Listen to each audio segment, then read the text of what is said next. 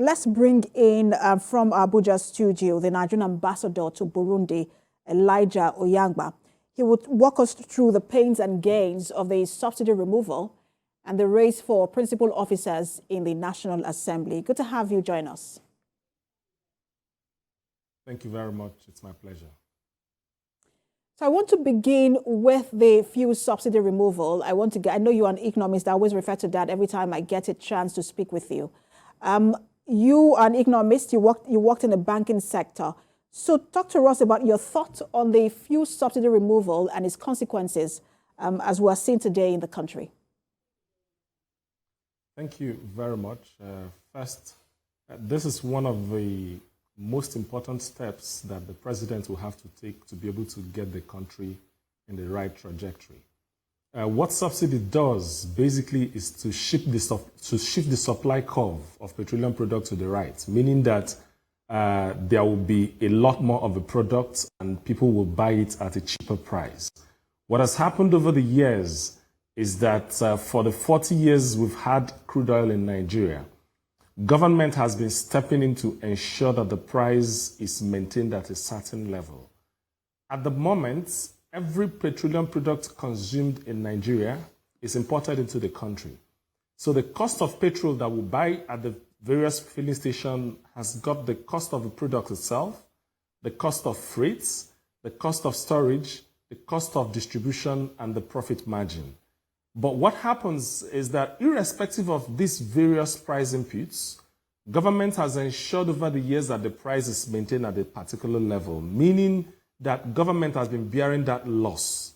For year 2022, for example, the government spent about $10 billion subsidizing petrol for Nigerians. And typically, what do you expect a responsible government to do? The responsibility of government is to allocate resources that are scarce. These resources must be efficiently allocated. So when you don't allocate them efficiently, you will find out that there are opportunity costs. I will explain to Nigerians why this is important and why so. Nigeria requires about $80 to $100 billion investment in infrastructure on a year-on-year basis to be able to close the infrastructure gap. What is going on here is that we are using the resources that we should apply towards infrastructure, towards education, towards health services to ensure that Nigerians buy cheap fuel. Now there's a study as well, which I'm going to share now, that talked about the fact that about 40% of poorest Nigerians spend about 3% on petroleum products. Okay, just about 40% of them consume 3% of petroleum products. What this means is that a lot of people that consume this subsidized fuel are actually not poor people in Nigeria. So we need to ask ourselves a very critical question. What are the opportunity costs? The reason why we have infrastructure gap in Nigeria today is because we are subsidizing petroleum products. The reason why our education sector and health services are not improved is because the resources that should have been channeled into these very important sectors are going as petroleum product subsidy. So it's important that we understand this.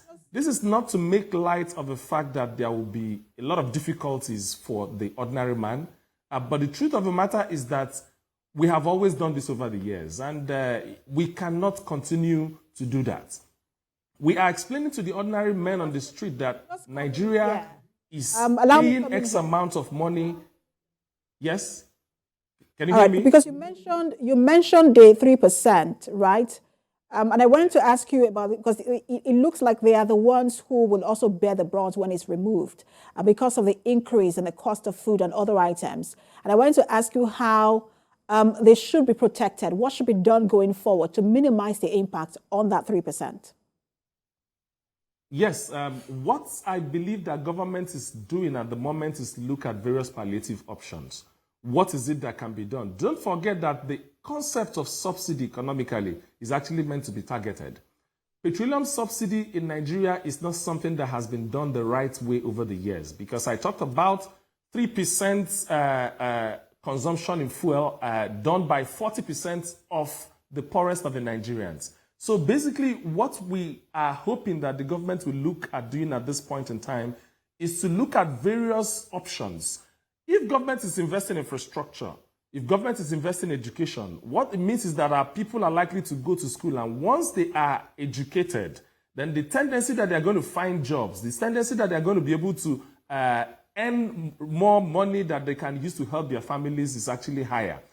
If we continue to also spend this money in subsidizing petroleum products, what you're going to find is that we are not going to have people that are employed as well. So it is a catch-22 situation, but the truth of the matter is that the government have taken the right step, and which is to tell Nigerians that this cannot continue. And also to look at what is it that we can do directly to those poorest Nigerians that are going to be hardly hit by this. I give you an example.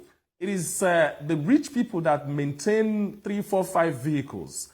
Usually when the price of a commodity is not determined by the market forces, what you find is that investment in that space becomes very limited. When the market does not truly reflect the price of anything, then you cannot pass PIB, where you are calling on investors to come into the market and invest, and at the same time continues to subsidize that product. So what I believe that government have done, first, the last administration passed the PIB. As part of its implementation, full deregulation is required. And that's the reason why I believe that the president made that speech, even though, typical business people in Nigeria had taken advantage of, trying to maximize revenue from the market based on the old stock that they have. But ultimately, it's important that we work together, trusting the government in the provision of those palliatives. Absolutely. That's what the biggest challenge is for Nigerians, how a lot of marketers have taken advantage of that announcement. But I'm sure the government will find a way to handle that going forward. But I also wanted to talk to you about the National Assembly leadership. We see the tussle around the 10th National Assembly leadership. The APC has its list out. It is the South-South and Northwest in the Senate, and the Northwest and the Southeast in the House of Representatives. But how do you see this playing out? What do you think is the amicable path forward? Oh, thank you very much. You have to remember that I'm of the All Progressives Congress, and what has happened over the year, since the general elections, is that the party has let its position known to all the elected members of the National Assembly. And of course, to all Nigerians, the party already took a position with respect to the leadership of the Senate. The party already took a position with respect to the leadership of the House of Representatives. And I believe that as party men, you remember when that list came out, the North Central obviously wasn't really happy about it because of what has happened. But you can also see that the party has also moved. The president has moved to address that issue by appointing someone from the North Central, a very good party man and a solid administrator, as the secretary to the government of the Federation. That's what, as someone coming from the Southeast, I would have expected more. But it's important that we call on Nigerians and call on the elected representatives of the people to stay with the party position. This is politics, and the beauty of politics is that you can always engage. You can always try and work out. There are other means of compensation for people that want this and cannot get that. It's important that the elected representative support the party position so that the government can take off on a smooth note. We don't want to have a situation where government is taking off and there are bickerings here and there.